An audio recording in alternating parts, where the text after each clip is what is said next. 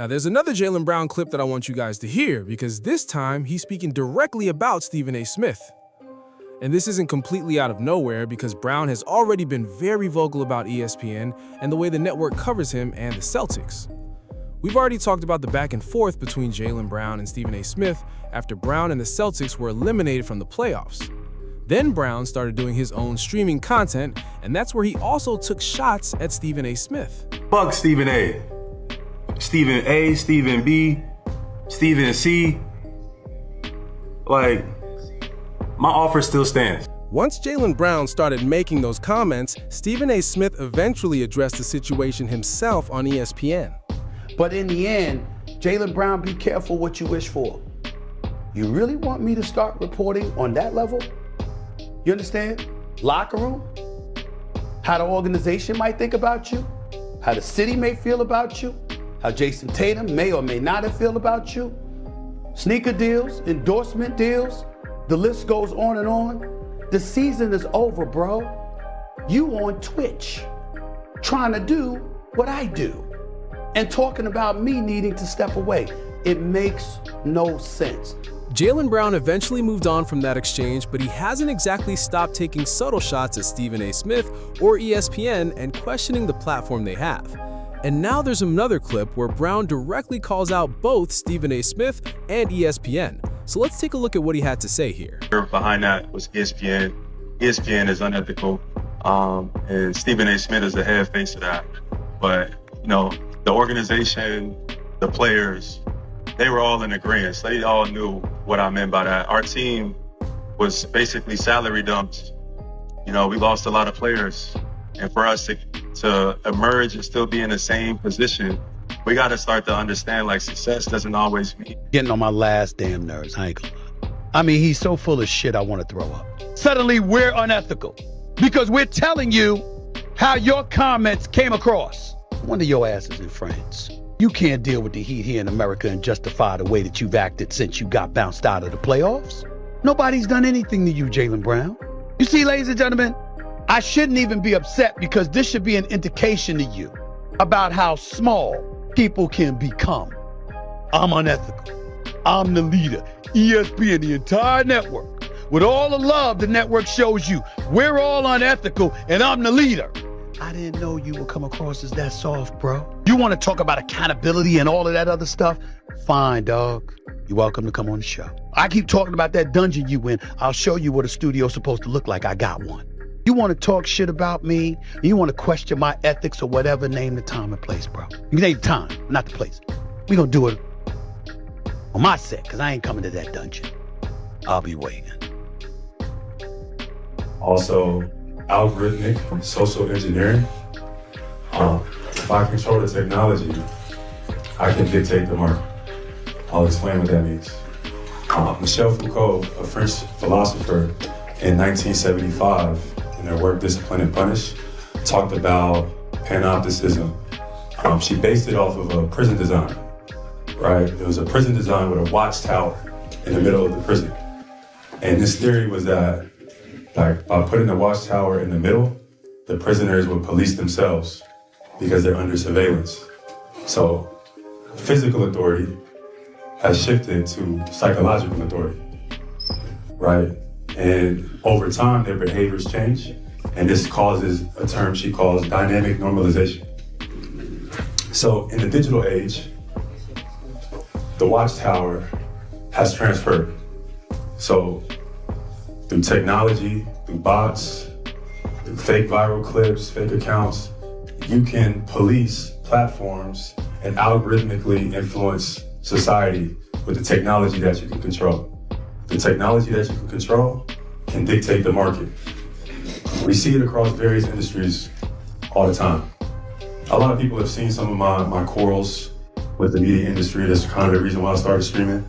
You know, some of you have seen my stream and going off on Stephen A. Smith. But exactly, but Stephen A. works for ESPN. ESPN is controlled by Disney. Stephen A. doesn't choose the topics. Somebody chooses them for him. You know, his willingness has made him extremely valuable to these companies, but you know, a lot of these companies and corporations, they meet 4 times a year and talk about amongst various industries how they can socially engineer and influence our minds, right, through the technology that they can control without us really even paying attention and even noticing it. Just like the Michel Foucault theory, where I was talking about the watchtower that is policing the prisoners, bots, comments, positive comments or negative comments could affirm whatever agendas that they want to push. They can create the bots, they can control kind of the approvals or disapprovals of what is in society. Another example is kind of like group thinking.